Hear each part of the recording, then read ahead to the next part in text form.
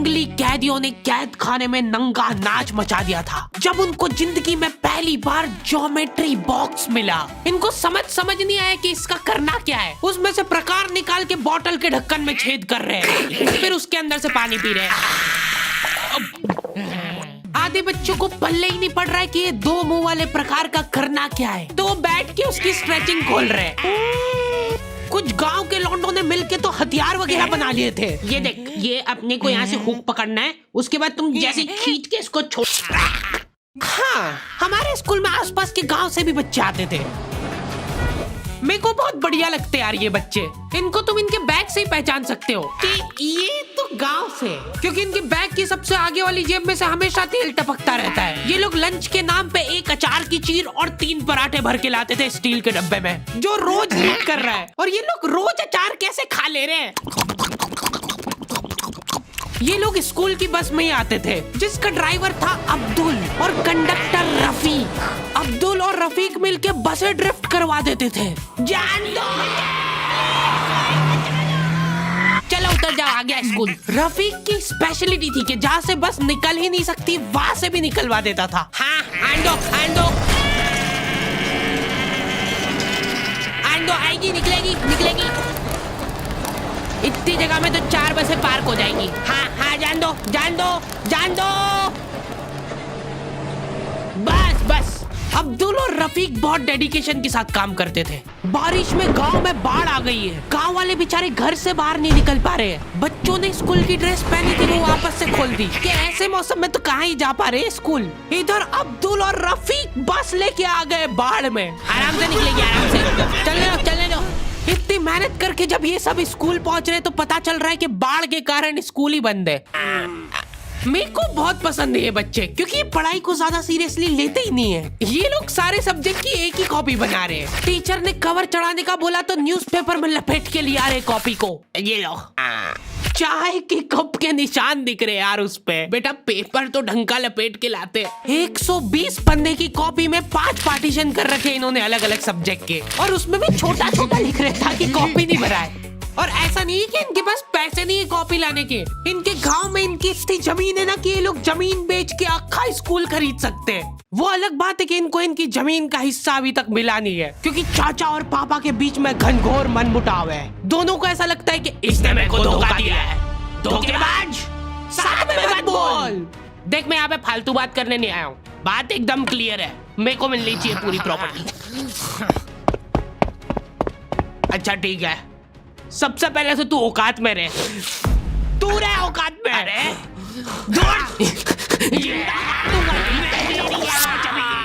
नहीं, दूर, अभी चालू नहीं हुआ है। इनकी बहन दोनों भाइयों का समझौता करने के लिए रेफरी बनी है। एक दूसरे को माँ बहन की गालियां देने के बाद वहीं पे उनको सॉरी बोल दे रहे हैं। सॉरी, क्योंकि दोनों के रिश्ते सेम ही पड़ते हैं।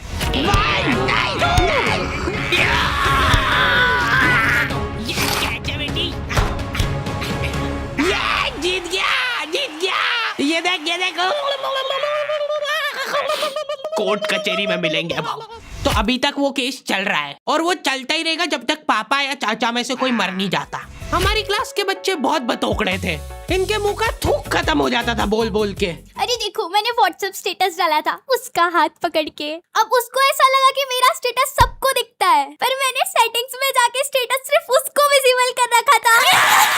लॉन्डो से कुछ भी शेयर करना बहुत रिस्की काम होता है। मेरे को तो अच्छी लगती है यार कंचन। तुमने सिर्फ बोला है कि ये अच्छी लगती है, इधर लॉन्डो ने अफवाह फैलानी चालू कर दी। सर, उसको आंख उठा के मत देखना, भाई की बंदी है। जब भी वो पास से निकल रही है मत करो यार ये हरकत। वो इंटरेस्टेड होगी भी तो भाग जाएगी तुम्हारी हरकतों की वजह से। इतनी ज्यादा बकलोली सहन करने के बाद हमारे क्लास टीचर ने सोचा कि इनका सेटिंग अरेंजमेंट चेंज कर देते हैं। एक लड़का और एक लड़की बैठाएंगे, फिर देखते कैसे बात करते हैं ये। मेरे दोस्तों के पास जो लड़कियां बैठी वो बीच में बैग रख ले रही है ताकि गलती से भी ये दरिंदा उससे टच नहीं हो जाए। इनका तो फिर भी ठीक था, मेरी किस्मत तो बिल्कुल ही घटिया थी। जब तक मेरा नंबर आया लड़कियां ही खत्म हो गई हमारी क्लास की। अच्छा ठीक है, तुम अकेले बैठ जाओ।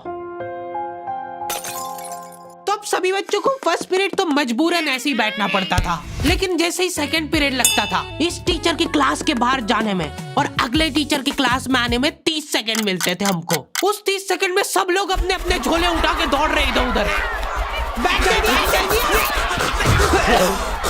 जैसे ही अगला टीचर क्लास में आया,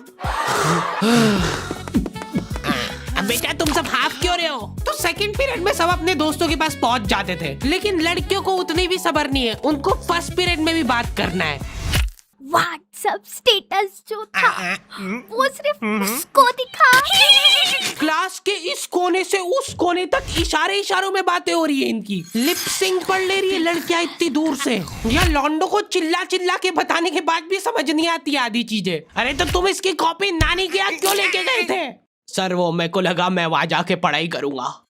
इनसे घर में, स्कूल में, कोचिंग में कई पढ़ाई नहीं हो रही है और 4 दिन के लिए कहीं घूमने जा रहे तो उसमें बैग में कॉपियां भर ले रहे कि अब होगी पढ़ाई। वो भी दूसरे की कॉपी मांग के ले जा रहे हैं। वहां जाके सिर्फ कॉपी निकाल के सामने रख दी सबके, ताकि नानी के घर पे तुम्हारा एकदम रोला जम जाए कि लड़का दुनिया इधर से उधर हो जाए पर पढ़ाई नहीं छोड़ता है। लड़का दूसरे की कॉपी मांग के लाया है अपनी कॉपी कंप्लीट करने के लिए, जबकि स्कूल डेली जा रहा है अपना लड़का, फिर भी कॉपी इनकम्प्लीट रह जा रही है। और बात ये कि वहां जाके भी इनसे कॉपी कंप्लीट हुई नहीं है, उल्टा हुआ निकाल के रख दी थी और भूल के आ गए कॉपी। और तुम्हारी लीव तो 3 दिन की थी, तुम 5 दिन बाद क्यों आए मुंह उठा के? सर हम लोग तीसरे दिन पे निकल गए थे वहां से और हम जैसे ही ऑटो रिक्शा में बैठे नानी जी ने रोना चालू कर दिया। अब जैसे जैसे ऑटो दूर जा रहा था मेरी नानी जी जोर से रोने लग रहे थे।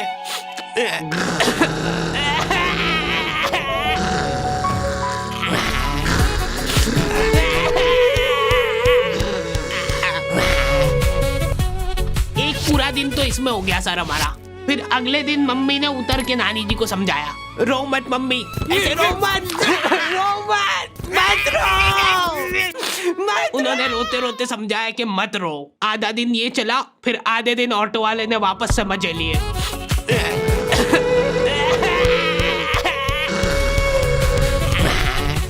बहुत हरामखोर टाइप बच्चे आते थे हमारे स्कूल में। हमारी क्लास के कुछ बच्चों को जने क्या चुल मची कि स्कूल में फोन ले जाते हैं और वॉशरूम में जाके वो फोन में गाने चला के झुंड बना के नाच रहे हैं।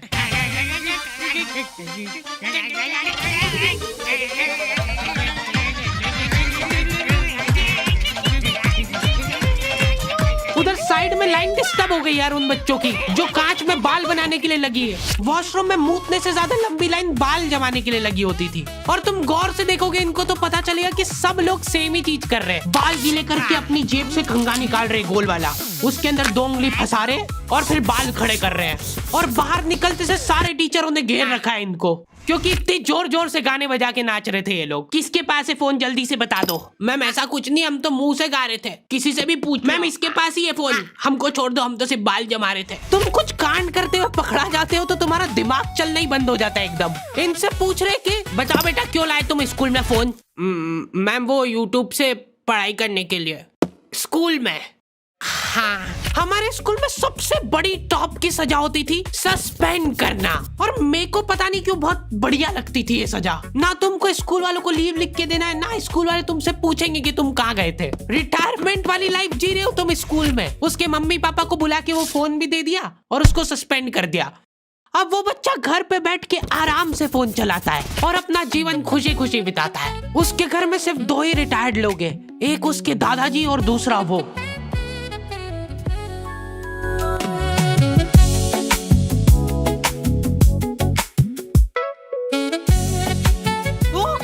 तो दी एंड हो चुका है। आई होप तुम लोगों को ये वीडियो पसंद आई होगी, और अगर नहीं आई है तो क्यों देखी। हरी भाई कम से कम 1 घंटे की वीडियो बनाया करो। वीडियो कब चालू होती कब खत्म होती पता ही नहीं लगता है। बात ठीक है, पर ये एनिमेशन बनवाते बनवाते मेरी जेब भी कब खाली हो जाती है वो पता नहीं लगता है मेरे को। इसीलिए ये वाली वीडियो के लिए हम लोग एम रख रहे हैं सिर्फ 15,000 कमेंट का। जो भी वीडियो डालने के 1 घंटे के अंदर कमेंट करेगा उन सबको मैं पर्सनली रिप्लाई करूंगा बैठ के। बस सब हो गया है, वीडियो वगैरह सब बन गई है, मैं बैठ के यही काम करूंगा। और अगर तुम लोग ये कंप्लीट नहीं कर पाए तो मैं समझ जाऊंगा कि तुम में वो पहले वाली बात नहीं रही। मिलते हैं नेक्स्ट वीडियो में।